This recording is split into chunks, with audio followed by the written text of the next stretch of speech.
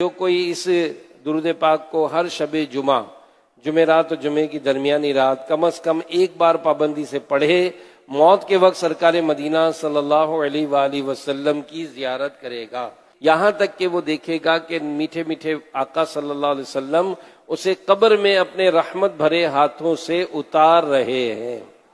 آئیے مل کر پڑھتے ہیں، اللہم صلی وسلم وبارک علی سیدنا محمد النبی الامی الحبیبی العالی القدری العظیمی الجام وعلی آلہ وصحبہ وسلم۔ حضرت انس رضی اللہ عنہ سے روایت ہے کہ حضور تاجدار مدینہ صلی اللہ علیہ وسلم نے فرمایا، جو شخص یہ درود پاک پڑھے، اگر کھڑا تھا تو بیٹھنے سے پہلے اور بیٹھا تھا تو کھڑے ہونے سے پہلے اس کے گناہ معاف کر دیے جائیں گے۔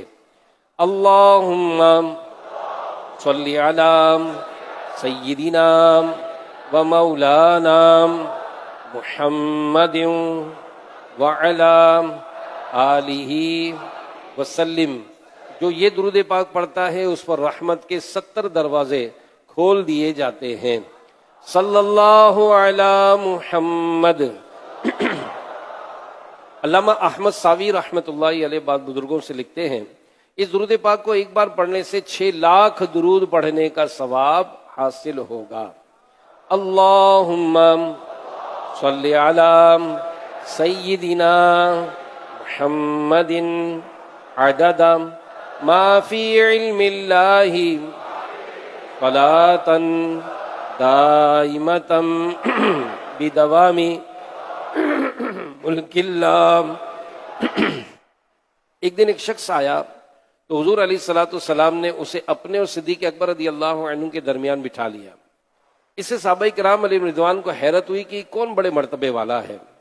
جب وہ چلا گیا تو حضور علیہ الصلوۃ والسلام نے فرمایا کہ یہ جب مجھ پر درود پڑھتا ہے تو یوں پڑھتا ہے، اللہم صلی علی محمد کما تحب وترضی اللہ۔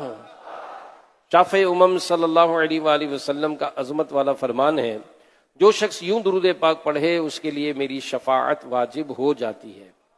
اللہم صلی علی محمد وانزلہ المقعد المقرب